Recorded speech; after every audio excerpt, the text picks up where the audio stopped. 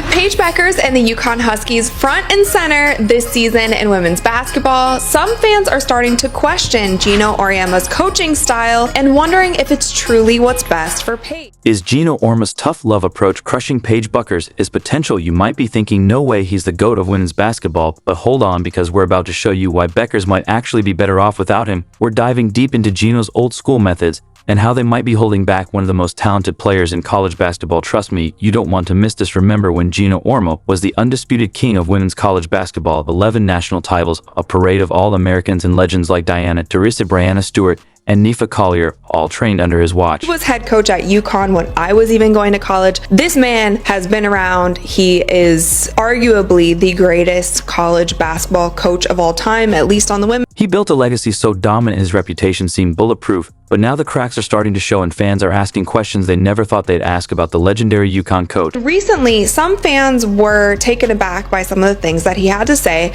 about his team and also specifically. Let's rewind to that Holy Cross game. UConn, a powerhouse team, faced off against Holy Cross, a complete underdog that shouldn't even be in the same conversation as UConn, yet Paige Bueckers, hailed as the next big thing, managed just 11 points, not exactly the dominant performance we've come to expect from a UConn star, right? But it's what happened after the game that really had everyone buzzing. In the press conference, Geno didn't hold back. He called his team immature. Listen for yourself. We're a very immature team, so we can't. It's just hard for us to sustain something for 4 quarters, so we're going to have to be a lot better at that. Auriemma then praised Sarah Strong in her performance before being asked about the tough slate of games that they have ahead. 4 of their next 5 games are against ranked opponents. He said, well, we just played the number 5 team in the country, Holy Cross, so I don't know if we're going to be fazed at all by playing those teams that are really, really good. I mean, we just dominated the number 5 team. Holy Cross, so I don't know if we're going to be fazed at all by playing those teams that are really, really good. I mean, we just dominated the number 5 team in the country. He didn't hold back, taking a jab at his teammate by sarcastically calling Holy Cross a top team, but more like they're only top from the back. It was a clear dig, hinting they should have dominated Holy Cross, and then he doubled down with this. Yeah, an effort like this against those teams and we won't be in the top 25. Holy Cross played in the first half like they were number 5 in the country and we played like we were unranked, which may be the case come December 20. After the game, he was asked how he could get Paige Bueckers more involved, since she only had 2 to 3 points. His response, he said, Paige just likes to stand around out. For 4 from the field, she's got 3. How do you get her going in the second half? Paige likes to stand around a lot when she don't have the ball in her hands. So I guess we're going to have to give her the ball every possession and let her play one-on-one, because that's kind of what she likes. You're probably thinking, is this just Geno being Geno, or is there something more going on here now? Geno's tough love approach isn't new. It's worked wonders in the past, producing some of the greatest players in women's basketball history. But here's where it gets interesting. The game has changed a lot since Geno first started coaching at UConn. Today's players have more options, more exposure, and more power than ever before. They're all over social media building their personal brands, and they're not afraid to speak up. So when Geno calls out Paige Bueckers, it's not just a locker room talk anymore. It's all over the internet in minutes. Weird calling out a player's weakness and tendencies on live TV. And you know what? Not everyone's on Geno's side this time. Some are questioning whether his old school approach is really the best fit for players like Paige, and if it might even be holding back our growth. Players in women's basketball are proving there's more than one way to build a winning program. Take Haley Ann Van Lith, for example. She's growing by exploring a completely different path, testing out various coaches and playing styles. As we watch Paige Bueckers struggle to meet the high expectations set for her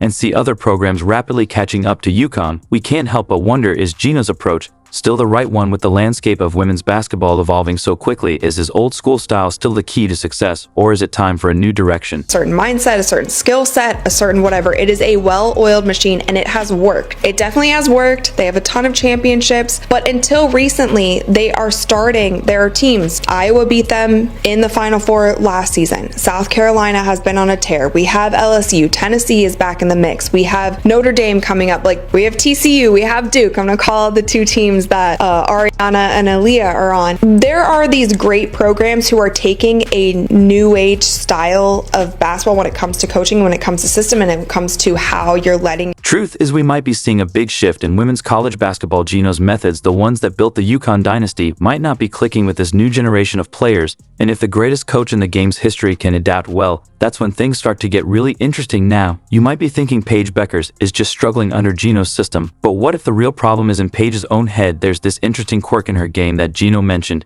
And it could explain why one of UConn's most hyped recruits isn't dominating like everyone expected. Remember when Paige first hit the court for UConn, the buzz was unreal. Everyone thought we were watching the next women's basketball legend in the making, but fast forward to now, and things aren't quite going according to plan. I think she is a generational talent.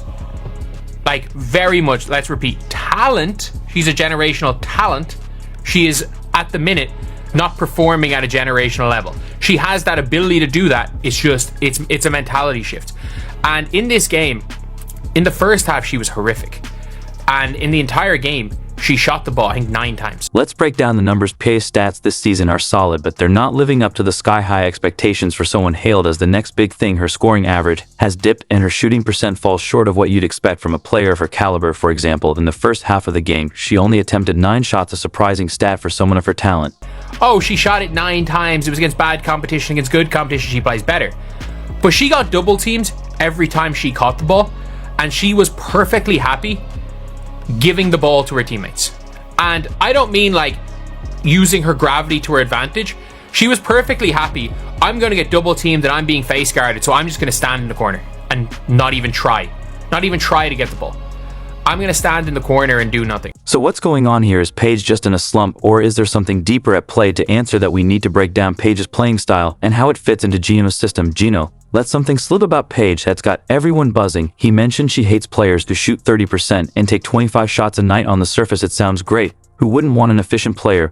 But here's the catch: this fixation on efficiency might actually be holding Paige back. Unlike Caitlin Clark, whose games are bursting with drive and aggression, Paige seems to lack that same fire. That's what makes Clark reminiscent of Kobe Bryant, the relentless energy and fearless approach to the game. She doesn't necessarily have that kind of killer mentality. I don't know if killer mentality is the right thing. That unconscious mentality where she just goes after it every single time. She will kind of defer if she is being double teamed or if she's just not having a great game. She doesn't have an issue deferring to another player on. Not that middle, it's just that, it's that motor, it's that drive. It's that I don't care if I miss 3 shots in a row, I'm going to make the 4th. With Paige Bueckers, it's almost like she's thinking in her head, this isn't a good shot, this isn't a good play, make the right play, make the right play. And sometimes, as a star, the right play is you. The right play is you calling your own number. That people have noted that maybe Paige could improve on a bit is being more aggressive, just taking those opportunities. And if she is going to be face guarded or double teamed, like we saw, not to bring her into the mix, but we saw so much with Caitlin Clark in the WNBA. If Paige is going to experience that same sort of pressure and defensive energy, she's going to have to figure out a way to create for herself, create openings for her team, and really get herself going, because she is going to be a key piece on this UConn team that they are definitely going to need if they want to win a championship before she goes to the